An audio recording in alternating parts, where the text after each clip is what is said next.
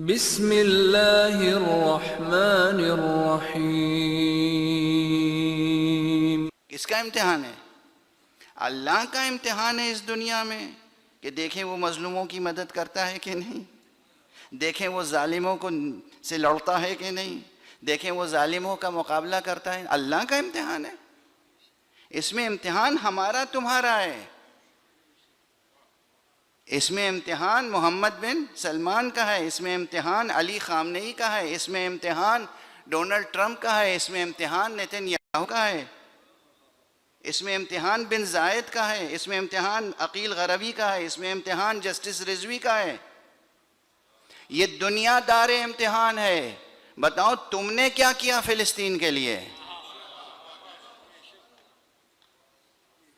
یہ شیطان نہایت مکر کے ساتھ ذہن کو پلٹ دیتا ہے۔ جو سوال متوجہ ہے ہماری طرف، جو سوال متوجہ ہے آپ کی طرف، ہر دوسرا آدمی یہی کہے گا اللہ کیوں نہیں مدد کرتا؟ اللہ تو امتحان ہمارا آپ کا لے رہا ہے، آپ کیوں نہیں مدد کرتے؟ آپ جا کے وہاں جہاد نہیں کر سکتے تو آپ یہ بتائیے ایمانداری کے ساتھ، کبھی واقعاً تنہائی میں 2 رکعت نماز پڑھ کے دعا کی کہ پروردگار ظالموں کے ہاتھ قطع فرما اور مظلوموں کی مدد فرما؟ آپ کی تجوری میں جو رقم رکھی ہے ذرا سا اس میں سے نکال کے بھیجنے کی کوشش کی کہ یتیموں اور بیواؤں تک پہنچے وہ رقم؟ جب میں ممبر سے کچھ کہتا ہوں تو کسی ایک فرد کو نہیں کہتا، حضرات و خواتین یہ سمجھیں کہ مجھے کہہ رہے ہوں گے، نہیں، ایسا کچھ نہیں ہے۔ ممبر کا خطاب کسی فرد سے نہیں ہوتا، ممبر کا خطاب تمام انسانوں سے ہوتا ہے۔ میں بھی ایک انفرادی میں نہیں ہوتی، آپ بھی ایک اجتماعی آپ کے لیے نہیں ہوتا ہے، بلکہ جب کوئی فنکار میں کہتا ہے نا تو پوری انسانیت کی نمائندگی میں کہتا ہے۔ یہ معلوم ہے نا؟ واضح ہوئی بات؟ اب یہ سوال نہ کیجئے گا کسی سے، اور جیسے یہ وسوسہ ذہن میں آئے پڑھیے لا حول ولا قوت الا باللہ، اعوذ باللہ من الشیطان الرجیم۔ خدا سے ڈس اپوائنٹمنٹ، خدا پر غصہ، یہ دار امتحان ہمارے آپ کے لیے، نہ کہ خداوند متعال کے لیے، نعوذ باللہ، 100,000 بار نعوذ باللہ۔ اور ہر طرح جتنے بھی امکانات ہو سکتے ہیں، جتنے بھی طریقے ہو سکتے ہیں، جتنے بھی اسالیب ہو سکتے ہیں پرورش کرنے کے اور پروان چڑھانے کے، وہ سب پروردگار استعمال کرتا ہے۔ یعنی کہیں بھی کوئی حجت کسی بندے کی خدا پہ قائم نہیں ہو سکتی، خدا کی حجت بندوں پہ قائم ہے۔ آپ یہ نہیں کہہ سکتے اس طرح سے خدا مدد کر سکتا تھا مگر اس نے نہیں کی، اس طرح سے تو کی، اس طرح سے نہیں کی۔ نہیں، قیامت تک سوچتے رہیں، کوئی ایک بات آپ کو نہیں مل سکے گی کہ جہاں واقعی آپ کا گلہ اور شکوہ خدا کے سامنے قائم رہ سکے۔ خوب غور کیجئے گا، یہ جتنے وسوسے ہیں یہ شیطانی وسوسے ہیں۔ اٹھتے بیٹھتے شیطان کا کام ہی ہے، بس اس نے چھٹی ہی لی ہے وسوسہ کرنے کے لیے۔ وسوسہ کرنا اس کا کام، ایمان کو سنبھال کے رکھنا آپ کا کام، یقین کی دولت کو اس چور اور اس ڈکیت سے بچا کے رکھنا آپ کا کام ہے، کہ وہ آپ کے سینے سے یہ دولت ایمان چرا کے نہ لے جائے جس کا نام ہے شیطان۔ اب میں عرض کر رہا ہوں، یہ جملے یاد رکھیے گا۔ کوئی ایک اسلوب بھی، بھائی آپ اسکول میں جاتے ہیں، بہت بعض حضرات یہاں پہ ایجوکیشنسٹ بھی ہوں گے جن کا کام ہوگا کہ وہ سلیبس کیسے بنتا ہے، اور کریکولم کیسے بنتا ہے، اور پیٹرن آف ایجوکیشن کیسے مقرر ہوتا ہے، اور میڈیم آف انسٹرکشن کیا ہونی چاہیے، وغیرہ وغیرہ وغیرہ، ہفت خوان طے کرنے ہوتے ہیں نا تعلیم میں۔ تو آپ کے ذہن میں آتا ہے کہ بھئی اب تک بچوں کو اس طرح پڑھاتے رہے، اب اس طرح پڑھا کے دیکھتے ہیں۔ امتحان ہی کی تھیوریز کتنی بدلی ہیں، پہلے ایگزامینیشنز کی کیا تھیوری تھی، اب کیا ہے، چینج ہو رہی ہے نا۔ تو بھئی امتحان ایسے لیتے تھے، نہیں اب یہ ٹھیک سے امتحان نہیں ہو پاتا تھا، واقعاً بچوں کی صلاحیت اور ایبیلٹی سامنے نہیں آتی تھی، اس لیے اس طرح سے امتحان لیا جائے، ہے نا۔ میں عرض کر رہا ہوں یہ تمام تفکرات میرے سامنے ہیں، تمام نظامہائے فکر میرے سامنے ہیں تعلیم و تربیت کے، اس کے بعد عرض کر رہا ہوں کوئی ایک بھی ممکن اسلوب تربیت نہیں ہے جو اللہ استعمال نہ کرتا ہو اور اس نے قرآن میں استعمال نہ کیا ہو۔ اللہ، پھر عرض کر رہا ہوں، اللہ خالق، باری، مصور، مدبر، رازق، رب، یہ جتنے اسماء اور صفات ہیں اس سے زیادہ، یہ ہمیں وجود بھی عطا کرتا ہے، وجود کو باقی رہنے، باقی رکھنے اور پروان چڑھنے اور اپنے درجہ کمال تک پہنچنے میں ہر مرحلے پر نفس بنفس خارج سے بھی اور داخل سے بھی ہماری مدد بھی کرتا ہے اور پروان چڑھاتا ہے۔ بس جو شخص اس چیز کو درک کر لے وہ ہے عارف، اور جو اس چیز کو درک نہ کر سکے وہ ہے غافل۔ غفلت سے نکلنا ہے۔ اچھا، اب ان تمام عناصر میں اتنی تمہید کافی ہے اس مطلب کے لیے جو میں عرض کرنا چاہتا ہوں، جو گفتگو کل سے شروع ہوئی۔ اس آیت کریمہ میں لفظ خشیت کلیدی کلمہ ہے۔ ان الذین یخشون ربہم بالغیب، جو لوگ اپنے رب سے خشیت رکھتے ہیں، غیب میں، دیکھے میں، ان کے لیے کیا ہے؟ لہم مغفرۃ، ان کے لیے مغفرت ہے، وَأَجْرٌ کبیر، اور بڑا اجر ہے۔ کل یہ بحث چھڑ گئی تھی کہ خشیت کا ترجمہ لوگ کر دیتے ہیں خوف، حالانکہ یہ ترجمہ 100% درست نہیں ہے، جزوی طور پہ درست ہے۔ پھر اس فقیر نے آپ کی خدمت میں عرض کیا تھا کہ لفظ خوف خود عربی ہے اور قرآن میں موجود ہے۔ آج تھوڑی سی اور دقیق بحث ہو جائے۔ عربی زبان میں آپ کو معلوم ہے خوف کے لیے 40 کے قریب الفاظ ہیں۔ جو لوگ علم نفسیات میں، سائیکالوجی میں اور سائیکیٹری میں جو ریسرچ کر رہے ہیں، اسٹڈیز کر رہے ہیں اور انسانوں کے نفس کا مطالعہ کر رہے ہیں، انسانوں کے ذہن کا مطالعہ کر رہے ہیں، انسانوں کے معالجے کی تدبیریں سوچ رہے ہیں، پریکٹیکلی کلینک میں بیٹھتے ہیں، وہ ان کی سرجری ہے، وہ بچوں کو یا لوگوں کو، مردوں کو اور عورتوں کو کاؤنسلنگ کرتے ہیں، دوائیں دیتے ہیں، ان کے لیے یہ سب اہم ہے۔ خوف کہاں ہوتا ہے؟ بازار میں بکتا ہے؟ خوف تو آپ کے اندر ہوتا ہے۔ خوف اگر ٹوٹلی نگیٹو چیز ہے تو اللہ نے پیدا ہی کیوں کی؟ ہر جگہ تو یہی سوال ہوتا ہے نا، اللہ نے کیوں کیا اور کیوں نہیں کیا، کیوں کیا اور کیوں؟ سب سے پہلے تو حملہ خدا پہ ہوتا ہے۔ اسی لیے میں نے زور دیا تھا جتنے بھی عناصر ہیں ہمارے جسم میں یا ہمارے نفس میں، چاہے وہ عناصر مادی ہوں، چاہے وہ عناصر مجرد یا نیم مجرد یا ما فوق مجرد، ہو گئی دقیق بحث۔ جن چیزوں سے ہم بنے ہیں ان میں کچھ چیزیں تو ہیں مادی۔ مادی یعنی کیا؟ یعنی جنہیں آپ ترازو پہ تول سکتے ہیں، جنہیں توڑ سکتے ہیں، جنہیں جوڑ سکتے ہیں۔ یہ جو ڈاکٹر صاحبان اور سرجری کرنے والے ٹرانسپلانٹ کرتے ہیں، آپریٹ کرتے ہیں، جوڑتے ہیں، کاٹتے ہیں، توڑتے ہیں، تولتے ہیں، ناپتے ہیں، یہ سب کیا ہے؟ یہ آپ کا اور ہمارا مادی وجود ہے۔ اس پورے وجود میں جو چیز سرجن کے اور ڈاکٹر کے ہاتھ نہیں لگتی وہ ہے نفس۔ دل خراب ہو گیا تو دل کو تو درست کر دیں گے، اور اگر کسی ڈرپوک کا دل ہے تو اس کا ڈر نکال سکیں گے؟ دین میں، شریعت میں، نظام عبادات میں سب سے بڑا واجب کیا ہے؟ نماز۔ سلام کا جواب دینا اتنا بڑا واجب ہے کہ حکم شریعت ہے، اگر تم نماز بھی پڑھ رہے ہو اور کسی نے تمہیں سلام کیا تو نماز کے دوران اسی وقت جواب دینا واجب ہے۔ کوئی ایک غیر ضروری چیز اللہ نے خلق نہیں فرمائی، کوئی ایک غیر ضروری چیز اس پوری کائنات میں، یہ بحث ہے پوری فلسفی میں۔ سانپ کیوں بنایا اللہ نے؟ جب معلوم ہے ڈستا ہے اور زہر ہے اس میں۔ بچھو کیوں بنایا اللہ نے؟ چھپکلی کیوں بنائی اللہ نے؟ یہ سب پوچھتے ہیں، اس سب کا جواب ہے مچھر کیوں بنایا اللہ نے، کھٹمل کیوں بنایا اللہ نے؟ کھٹمل کی بھی ضرورت ہے، مچھر کی بھی ضرورت ہے. صلوات پڑھ دیجئے محمد.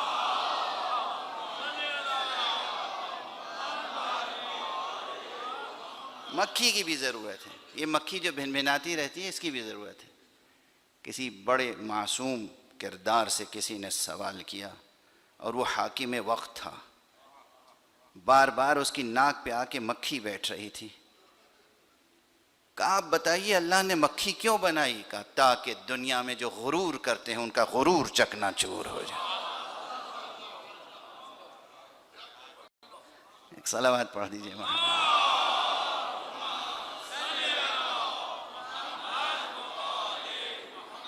یہ تو ایک جواب ہے، یہ کل جواب تھوڑی ہے. یہ معصوم نے اس وقت کی مناسبت سے جواب دے دیا، مناسبت سے. بہرحال اب میں عرض کرنا چاہتا ہوں کہ یہ خوف بھی ضروری ہے ہمارے اور آپ کے لیے.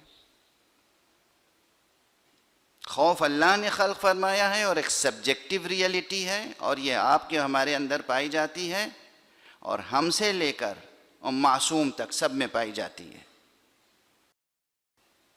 ہر ایک کی حسب حیثیت اس کے مراتب ہیں. مراتب ہیں، جیسے یہ روشنی ہے نا، ہلکی روشنی ہوتی ہے، کچھ اس سے تیز ہوتی ہے، کچھ اس سے تیز ہوتی ہے، کچھ اس سے تیز ہوتی ہے، اور اتنی تیز بھی ہو سکتی ہے کہ آنکھیں خیرہ کرنے لگیں. اسی طرح خوف ہے، ڈر. ڈر کی قسمیں اب ساری 40 قسمیں تو میں نہیں آج سنا سکتا، 4-5 ضرور بتا کے اٹھوں گا آج. ایک ہے خوف. کل میں نے عرض کیا تھا خوف یہ ہے کسی چیز کے ضرر اور نقصان کا علم ہو اور اس سے انسان میں ڈر پیدا ہو جائے. واضح ہے؟ لیکن بس ڈر پیدا ہو، اس سے زیادہ کچھ نہیں. ایک ہے رہبت.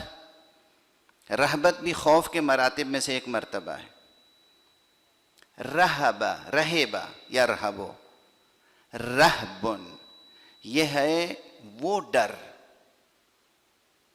جو انسان کو حروف پر، حرب پر مائل کرے. یہ کیا ہے؟ دیکھیے حروف عربی زبان کی بلاغت. ہے رے بے، چھوٹی ہے، دو چشمی ہے رے بے، اس سے ہی لفظ بنا ہے حربہ، اور اسی سے لفظ بنا ہے رہبہ. حربہ یعنی بھاگا، رہبہ یعنی ڈرا. ڈر کا وہ مرتبہ جو انسان کو بھاگنے پر مجبور کرے وہ رہبت ہے. یعنی ہم کسی بھاگتے ہوئے کو دیکھ کے یہ سمجھ سکتے ہیں کہ اس میں رہبت ہے، شجاعت نہیں ہے.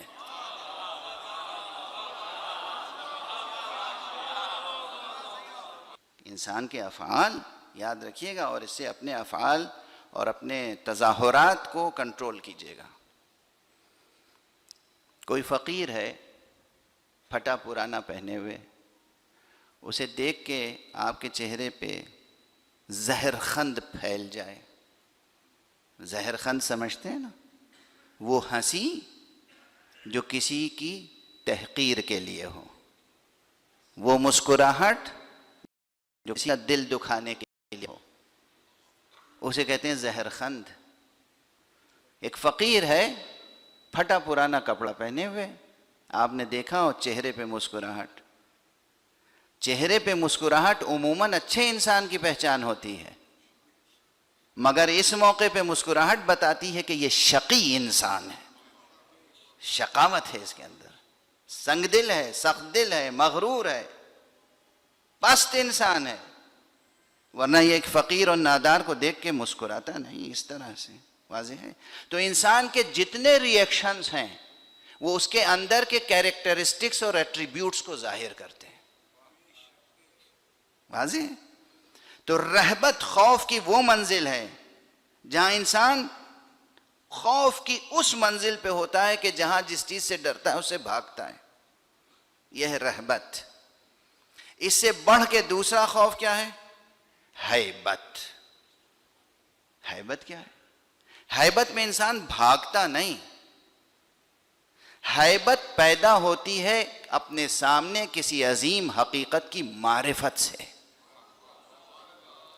جیسے جیسے معرفت پیدا ہوتی ہے ویسے ویسے ہیبت پیدا ہوتی ہے. اللہ کی صفات کا علم ہوتا چلا جاتا ہے، دل میں اس کی ہیبت بیٹھتی چلی جاتی ہے، یہاں تک کہ یہ ہیبت خشیت میں بدلتی ہے اور خشیت خشوع میں بدلتی ہے، اور خشوع انسان کو لے جا کے اللہ کی بارگاہ میں کھڑا کرتا ہے، اور خشوع پھر رکوع اور سجود تک پہنچاتا ہے. صلوات پڑھ دیں محمد والے.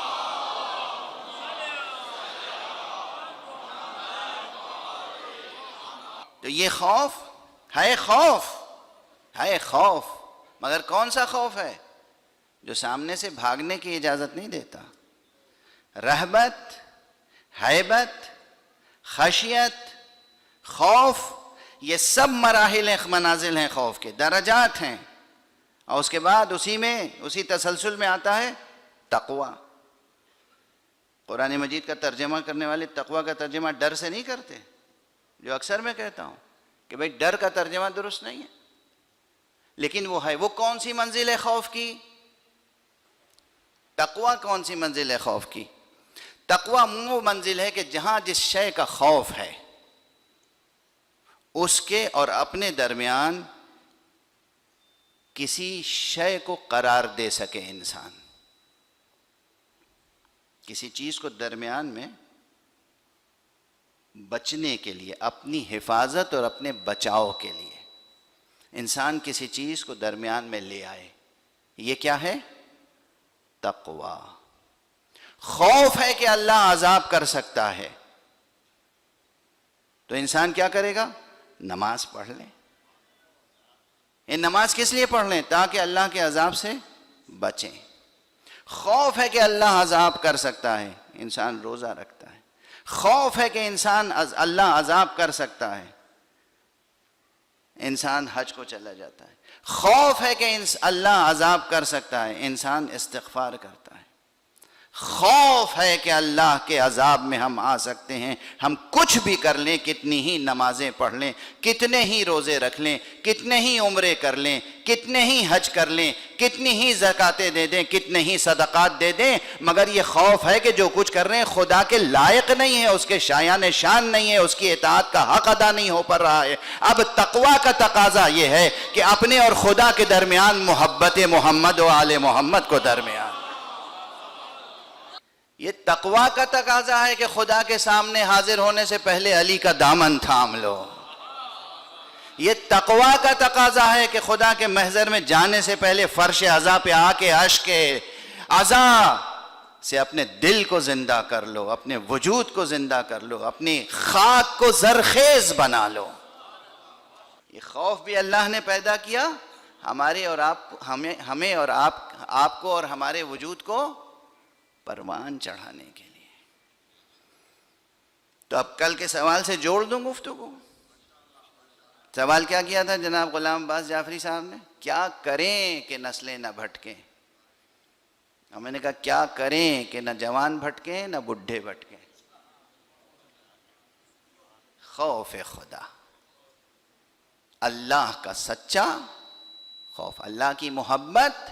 اور اب اپنے احتیاط کے ساتھ، اپنے نظریے کے ساتھ میں عرض کر رہا ہوں، جو چیزیں نقصان دہ ہیں دنیا میں ان کے نقصان کا صحیح ادراک، اور جو ان نقصانات سے بچانے والا ہے اس کی سچی معرفت اور محبت.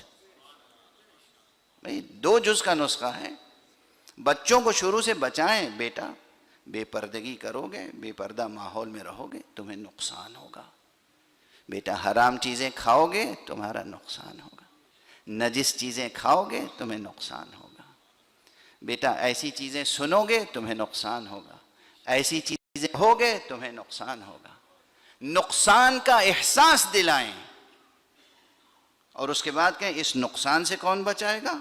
اللہ. اس نقصان سے کون بچائے گا؟ محمد مصطفیٰ. اس نقصان سے کون بچائے گا؟ علی مرتضیٰ. پورا شعور دیں پھر نعت علی پڑھائیں. صلوات پڑھ دیجئے محمد.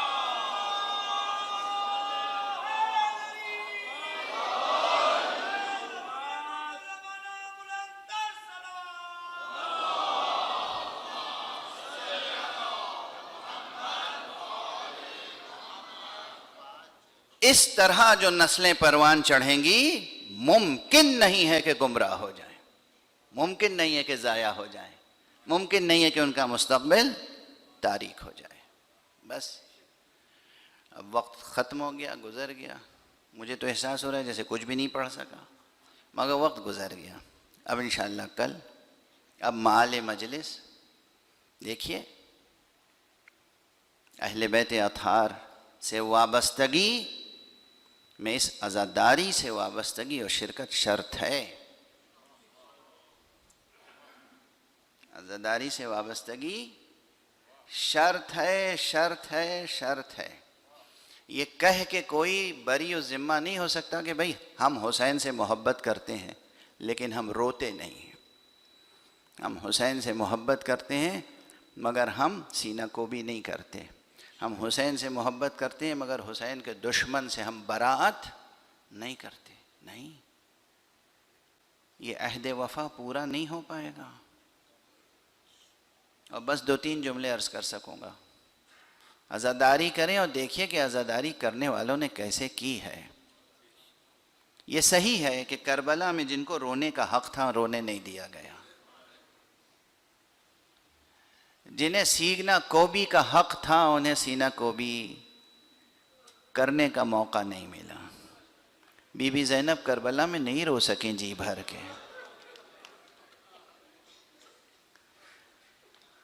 جناب ام لیلہ کربلا میں جی بھر کے رو نہیں سکیں، جناب رباب کربلا میں جی بھر کے رو نہیں سکیں، ارے بی بی سکینہ بھی جی بھر کے کربلا میں رو نہیں سکیں۔ چھوٹے چھوٹے بچے بھی روتے تھے تو انہیں تماچے لگائے جاتے تھے۔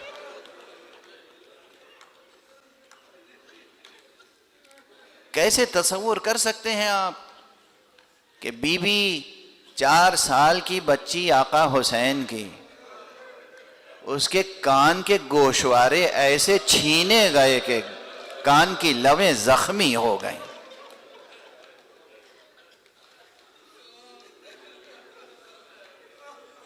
اور رونے نہیں دیا گیا، عزاداری نہیں کرنے دی گئی۔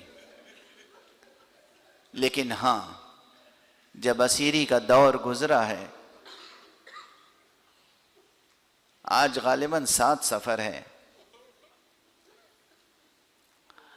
عجب نہیں کہ یہی تاریخ ہو جس دن بی بی جناب زینب کبریٰ نے عزاداری کی باقاعدہ بنیاد رکھی ہو۔ کیوں؟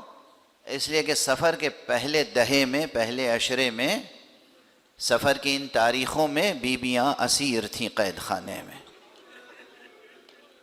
اور جب بی بی کے خطبے سے اور جناب سید سجاد کے خطبے سے انقلاب آیا ہے اور مجبور ہوا ہے حاکم شوم شامی، تو اس نے کہا سید سجاد اب آپ کو اجازت ہے، آپ چاہیں تو شام میں رہیں اور چاہیں تو مدینے چلے جائیں۔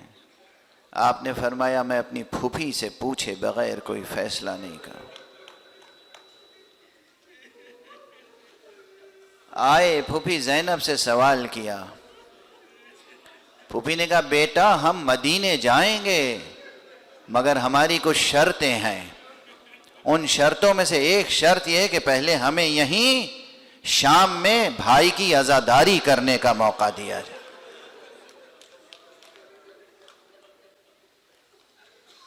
کہو کہ اعلان کیا جائے شام میں جتنی قریش کی خواتین ہیں وہ آئیں میرے سامنے، مجھے میرے بھائی کا پرسہ دے۔ کیا حکمت بالغہ زینب ہے، کیا بصیرت زینب ہے، بی بی نے عزاداری قائم کی۔ میں زیادہ دیر تک گفتگو کو طول نہیں دوں گا، بس چند جملے اور۔ بی بی جناب زینب نے عزاداری کی بنیاد رکھی، اور بس اس کے بعد سے جو عزاداری کا سلسلہ چلا تو پھر یہ بھی تو ایک ایسی چیز تھی، سبجیکٹیو چیز ہے نا، موضوعی چیز ہے، حزن غم علم، اس کے لیے کوئی آبجیکٹیو میجرمنٹ تو آپ نہیں طے کر سکتے۔ جس کے اندر جتنا جذبہ ہو، جتنی جسے توفیق ہو، وہ اس طرح سے غم حسین منائے۔ یہ قیامت تک اصول رہے گا. میں تیزی سے 2-3 فقرے عرض کرنا چاہ رہا ہوں. کل میں نے مختصراً بی بی جناب رقیہ بنت الحسین یا جناب سکینہ بنت الحسین کی شہادت کی طرف اشارہ کیا تھا. آج میں مادر جناب رقیہ، مادر جناب سکینہ کی شہادت کی طرف اشارہ کرنا چاہ رہا ہوں.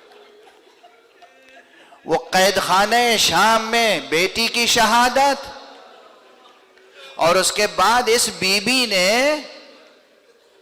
جو آقا حسین کی بیویوں میں آقا کی بہت چہیتی بی بی تھیں جناب رباب. آئے رباب نے کس طرح عزاداری کی ہے. ایک جملہ عرض کروں. ایک خاتون کے لیے 3 مرحلے ہوتے ہیں بہت اہم. جب تک شادی نہیں ہوتی بیٹی کا سہارا ماں باپ ہوتے ہیں، ماں باپ کا گھر ہوتا ہے. جب ماں باپ دنیا میں نہیں ہوتے اور اس کی شادی ہو جاتی ہے تو اس بیٹی کی، اس خاتون کی پھر ذمہ داری اور اس کا سہارا اس کے شوہر کے سر ہوتا ہے. اور اگر شوہر بھی نہ رہ جائے تو اولاد سہارا ہوتی ہے. ہائے رباب کی آزمائشیں، ہائے بی بی رباب کی آزمائشیں اور مصیبتیں. بی بی رباب مصطفیٰ کے گھر بہو بن کے آئیں. آقا حسین کی بیوی کی حیثیت سے ایک اعزاز و افتخار کے ساتھ زندگی بسر کی. اللہ نے انہیں 2 اولادیں عطا کی، ایک اصغر اور ایک رقیہ یا سکینہ. ہائے بی بی کربلا میں جو آئی، شوہر کا سایہ بھی سر سے اٹھ گیا اور ننھا بچہ اصغر بھی شہید ہو گیا. اب کربلا سے شام تک جو یہ بی بی گئی ہے تو سکینہ کے سہارے گئی. یہ آخری سہارا جو بی بی کا تھا یہ زندان شام میں اس کی قبر بن گئی. اجرکم علی اللہ، اجرکم علی اللہ. اب بچی کے لیے، اب اس بی بی کے لیے انتخاب تھا، یہ شام میں رہیں، کربلا میں رہیں یا مدینے میں رہیں. روایتوں میں ہے سید سجاد نے پھوپھی سے پوچھا، سید سجاد نے لیلہ سے پوچھا، سید سجاد نے رباب سے پوچھا. ارے جب رباب سے پوچھا، رباب جا کے دیر تک بیٹی کی قبر سے لپٹی رہی، دیر تک خوب گریہ کیا. ایک رباب کے گریے سے زندان شام میں وہ کوہرام بپا ہوا کہ کسی مورخ کا قلم لکھ نہیں سکتا، کسی مرثیہ نگار کی شاعری اسے ادا نہیں کر سکتی. دیر تک رباب لپٹی رہی. ایک مرتبہ پھر زینب آگے بڑھی. رباب، رباب، ارے کچھ ذمہ داریاں بھی ہیں، ہمیں چلنا پڑے گا. رباب نے ایک مرتبہ کہا ہاں ہاں ہم چلیں گے. بیٹی کو کہا بیٹی خدا حافظ. رباب اٹھ گئیں، تیار ہو گئیں. روایتوں میں فشردہ تیزی سے عرض کر رہا ہوں. رباب اس قافلے کے ساتھ واپس آئیں کربلا، اور جب کربلا پہنچی ہیں 3 دن تک کربلا میں عزاداری ہوئی. اس کے بعد جب جناب سید سجاد نے مدینے کا رخ کیا تو سب تیار ہو گئے، رباب تیار نہیں ہوئی. روایتوں میں ہے بی بی رباب نے کہا کہ بیٹا سجاد تم مدینے پورے قافلے کو لے کے چلے جاؤ، مجھے یہیں کربلا میں چھوڑ دو، میں خیمہ لگا کے یہیں رہوں گی. جناب سید سجاد نے بہت سمجھایا. پوچھا بی بی یہاں تنہا آپ کیا کریں گی؟ کہا سامنے نہر ہے، میرا یہ وظیفہ رہے گا، میں پانی لا لا کے پیاسوں کی قبروں پہ چھڑکا کر.